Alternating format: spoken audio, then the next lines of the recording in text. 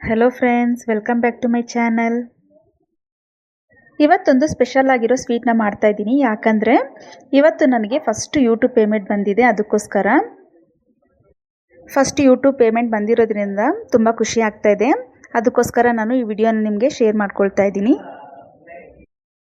ನನ್ನ ಎಲ್ಲ ಸಬ್ಸ್ಕ್ರೈಬರ್ಸ್ಗೂ ತುಂಬ ಧನ್ಯವಾದಗಳನ್ನ ಹೇಳಕ್ಕೆ ಇಷ್ಟಪಡ್ತೀನಿ. ನಿಮ್ಮ ಸಪೋರ್ಟಿಂದನೇ ನನಗೆ ಇವಾಗ ಫಸ್ಟ್ ಯೂಟ್ಯೂಬ್ ಪೇಮೆಂಟ್ ಬಂದಿದೆ.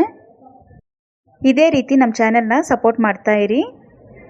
ನಮ್ಮ ಚಾನೆಲ್ನ ಇನ್ನೂ ಹೊಸದಾಗಿ ನೋಡ್ತಾ ಇದ್ದರೆ ದಯವಿಟ್ಟು ಸಬ್ಸ್ಕ್ರೈಬ್ ಮಾಡ್ಕೊಳ್ಳಿ, ಶೇರ್ ಮಾಡಿ ಮತ್ತು ಕಮೆಂಟ್ ಮಾಡಿ. ಹಾಲು ಒಬ್ಬಟ್ಟನ್ನ ಹೇಗೆ ಮಾಡೋದು ತೋರಿಸ್ತಾ ಇದ್ದೀನಿ ಬನ್ನಿ. ಮೊದಲಿಗೆ ಸ್ಟವ್ ಆನ್ ಮಾಡಿ ಬಾಣಲೆನ ಇಟ್ಕೊಂಡಿದ್ದೀನಿ. ಅದಕ್ಕೆ 1 ಟೇಬಲ್ ಸ್ಪೂನ್ ಅಷ್ಟು ಗಸಗಸೆನ ಫ್ರೈ ಮಾಡ್ಕೊಳ್ತಾ ಇದ್ದೀನಿ. ಫ್ರೈ ಮಾಡ್ಕೊಂಡಿರೋ ಗಸಗಸೆನ ಒಂದು ಮಿಕ್ಸಿ ಜಾರಲ್ಲಿ ಹಾಕ್ಕೊಳ್ತಾ ಇದ್ದೀನಿ. ಗಸಗಸೆನ ಹಾಕಿದ್ಮೇಲೆ ಏಲಕ್ಕಿನ ಹಾಕ್ಕೊಂಡಿದ್ದೀನಿ 3. ಗಸಗಸೆ ಮತ್ತು ಏಲಕ್ಕಿನ ಪೌಡರ್ ಮಾಡ್ಕೊಂಡಿದ್ದೀನಿ. ಅದೇ ಮಿಕ್ಸಿ ಜಾರ್ಗೆ ಗೋಡಂಬಿನ ಹಾಲಲ್ಲಿ ನೆನೆಸ್ಕೊಂಡಿದ್ದೆ, ಒಂದು 20 ಗೋಡಂಬಿನ ಹಾಲಲ್ಲಿ ನೆನೆಸ್ಕೊಂಡಿದ್ದೆ, ಅದನ್ನು ಹಾಕ್ಕೊಳ್ತಾ ಇದ್ದೀನಿ. ಒಂದು 10 ರಿಂದ 12 ಬಾದಾಮಿನ ನೀರಲ್ಲಿ ನೆನೆಸ್ಕೊಂಡಿದ್ದೆ, ಅದನ್ನು ಸಹ ಹಾಕ್ಕೊಳ್ತಾ ಇದ್ದೀನಿ. ಸ್ಮೂತ್ ಪೇಸ್ಟಾಗಿ ರುಬ್ಕೋಬೇಕು. ನೋಡಿ, ಈ ರೀತಿಯಾಗಿ ಪೇಸ್ಟಾಗಿ ರುಬ್ಕೊಂಡಿದ್ದೀನಿ. ಮತ್ತೊಂದು ಜಾರ್ ತೊಗೊಂಡಿದ್ದೀನಿ, ಅದರಲ್ಲಿ ಅರ್ಧ ಹೋಳಷ್ಟು ತೆಂಗಿನಕಾಯಿನ ಹಾಕ್ಕೊಂಡಿದ್ದೀನಿ. ತೆಂಗಿನಕಾಯಿನ ಕಟ್ ಮಾಡಿ ಹಾಕ್ಕೊಂಡಿದ್ದೀನಿ, ತುರ್ಕೊಂಡು ಬೇಕಾದರೂ ಹಾಕ್ಕೋಬೋದು. ಇದಕ್ಕೆ ಸ್ವಲ್ಪ ನೀರನ್ನ ಸೇರಿಸ್ಕೊಳ್ತಾ ಇದ್ದೀನಿ. ಈಗ ಇದನ್ನು ರುಬ್ಕೊಳ್ಳೋಣ. ನೋಡಿ, ತೆಂಗಿನಕಾಯಿನೂ ಸಹ ಈ ರೀತಿಯಾಗಿ ರುಬ್ಕೊಂಡಿದ್ದೀನಿ. ರುಬ್ಕೊಂಡಿರೋ ತೆಂಗಿನಕಾಯಿನ ಫಿಲ್ಟರ್ ಮಾಡ್ಕೊಳ್ತಾ ಇದ್ದೀನಿ. ಅದರಿಂದ ತೆಂಗಿನ ಹಾಲನ್ನ ತೆಗಿತಾ ಇದ್ದೀನಿ. ಬಿಳಿ ಬಟ್ಟೆ ಏನಾದರೂ ಇದ್ದರೆ ಅದರಲ್ಲೂ ಫಿಲ್ಟರ್ ಮಾಡ್ಕೋಬೋದು. ಇದರಲ್ಲಿರೋ ಹಾಲನ್ನೆಲ್ಲ ಚೆನ್ನಾಗಿ ಫಿಲ್ಟರ್ ಮಾಡ್ಕೊಂಡಿದ್ದೀನಿ. ನೋಡಿ,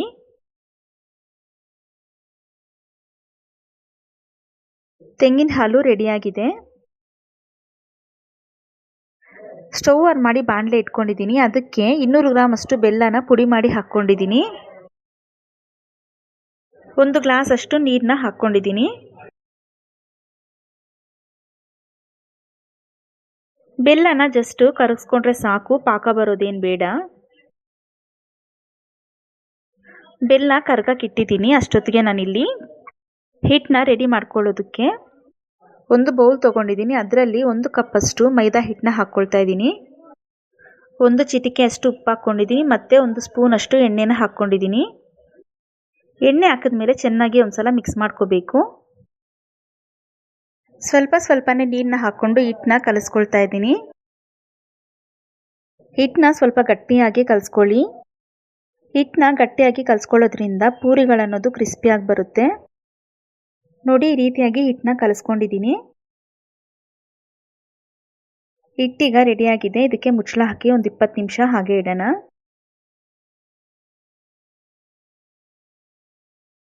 ನೋಡಿ, ಬೆಲ್ಲ ಚೆನ್ನಾಗಿ ಕರಗಿದೆ. ಈ ಬೆಲ್ಲದ ನೀರನ್ನ ಬೇರೆ ಪಾತ್ರೆಗೆ ಶಿಫ್ಟ್ ಮಾಡ್ಕೊಳ್ತಾ ಇದ್ದೀನಿ. ಕರಗಿಸ್ಕೊಂಡಿರೋ ಬೆಲ್ಲದ ನೀರನ್ನ ಫಿಲ್ಟರ್ ಮಾಡಿ ಹಾಕ್ಕೊಳ್ತಾ ಇದ್ದೀನಿ. ಯಾಕಂದರೆ ಅದರಲ್ಲಿ ಗಲೀಜು ಅನ್ನೋದಿರುತ್ತೆ, ಅದಕ್ಕೋಸ್ಕರ.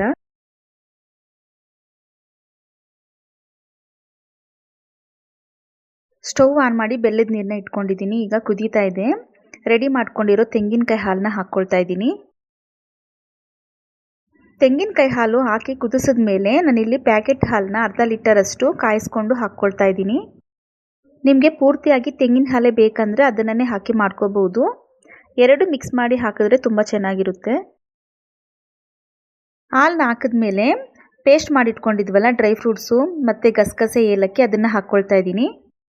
ರುಬ್ಕೊಂಡಿರೋ ಪೇಸ್ಟ್ ಹಾಕಿದ್ಮೇಲೆ ಚೆನ್ನಾಗಿ ಮಿಕ್ಸ್ ಮಾಡ್ಕೊಳ್ಳಿ.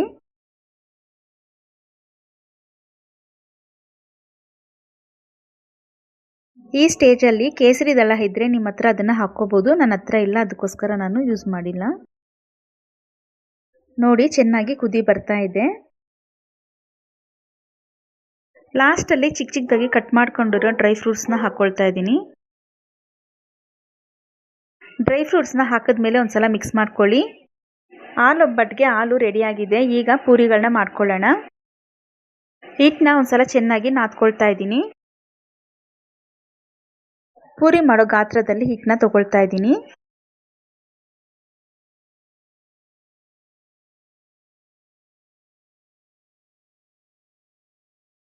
ಗೋಧಿ ಹಿಟ್ಟನ್ನ ಹಾಕ್ಕೊಂಡು ಲಟ್ಟಿಸ್ಕೊಳ್ತಾ ಇದ್ದೀನಿ ಪೂರಿಗಳನ್ನ.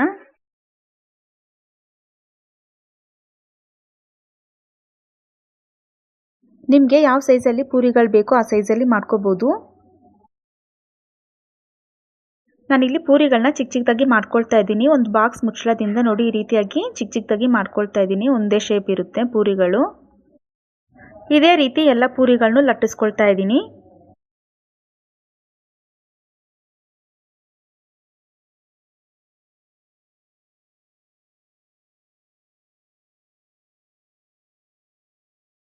ತುಂಬ ದಪ್ಪದಾಗಿ ಲಟ್ಟಿಸ್ಕೋಬೇಡಿ, ಸ್ವಲ್ಪ ತೆಳುವಾಗಿಯೇ ಲಟ್ಟಿಸ್ಕೊಳ್ಳಿ.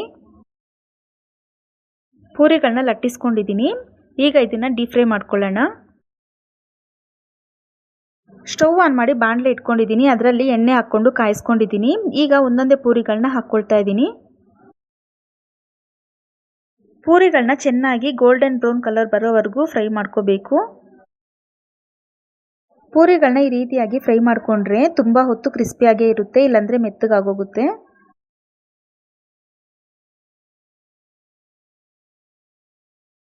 ಪೂರಿ ಫ್ರೈ ಆಗಿದೆ. ಈಗ ಇದನ್ನು ಎಣ್ಣೆಯಿಂದ ತೆಗಿತಾ ಇದ್ದೀನಿ.